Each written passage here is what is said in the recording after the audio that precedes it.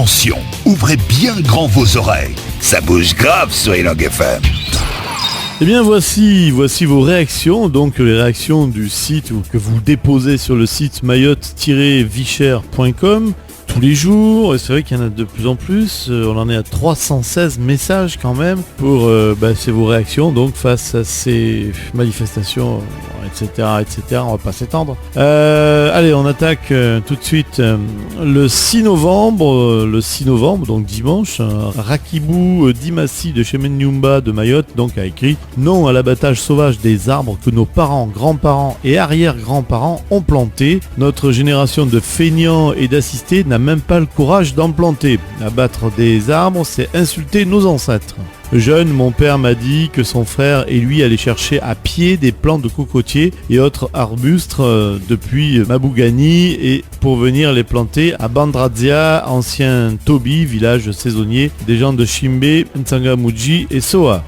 Ma commune Ntsangamuji, qui s'étend de Mlia à Bouyouni, est le premier espace agricole de Mayotte. Ces arbres et plantations n'ont pas poussé tout seuls. Elle compte aujourd'hui des dizaines d'arbres abattus. J'appelle nos voisins d'Aqua, dont est originaire le leader syndicaliste M. Bouanali Saïd Toumbou, d'arrêter d'abattre nos arbres. Face à ce désastre écologique, les verts politiques ont la bouche cousue.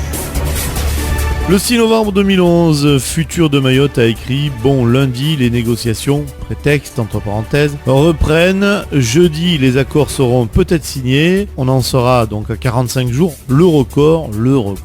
Et ensuite, que se passera-t-il ? On continue comme avant, avec une grève dès janvier, car les accords ne valent que jusqu'au 31 décembre. Ou bien les élus et services de ce département vont enfin faire ce qu'ils sont censés faire, c'est-à-dire travailler pour donner réellement naissance et s'occuper sérieusement de l'avenir de ce jeune département. Rien n'est moins sûr. Pourtant, ces personnes intelligentes, visionnaires, motivées, compétentes, modestes en sont capables, j'en suis sûr. 3 petits points.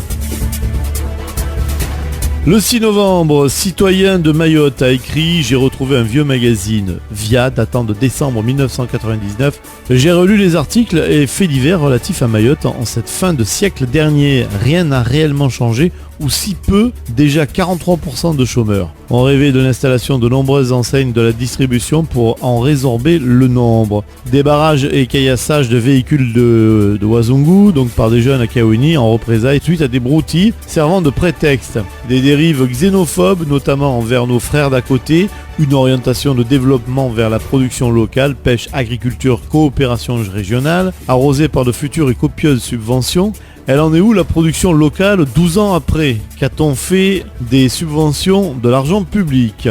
En fait, en 12 ans, rien n'a évolué et surtout pas les mentalités. Nous avons laissé le temps s'écouler par inertie en nous contentant de continuer à croire que tout le travail à faire se ferait tout seul ou par on ne sait qui, l'État peut-être. Ce que nous vivons aujourd'hui était prévisible, écrit noir sur blanc, sans jeu de mots, et pas grand-chose n'a réellement changé. Que de temps perdu, entre parenthèses, pas pour tout le monde, suivez mon regard. Que d'argent public dilapidé n'importe comment. Enfin, peut-être pas pour tous. Mais où est le résultat du travail de nos élus ? Celui que l'on a actuellement devant les yeux. Pathétique. Suite à la crise en Europe, Mayotte c'est l'Europe aussi, le gouvernement annoncera dès lundi de nouvelles mesures de rigueur budgétaire. Il ne faut pas compter sur l'État pour tout financer car les temps sont durs pour tout le monde.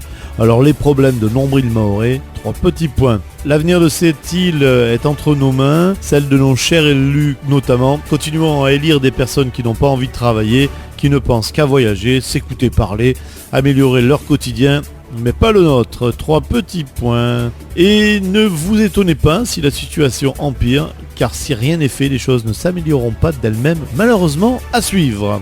Elang FM, nous, c'est la qualité. Eh oui.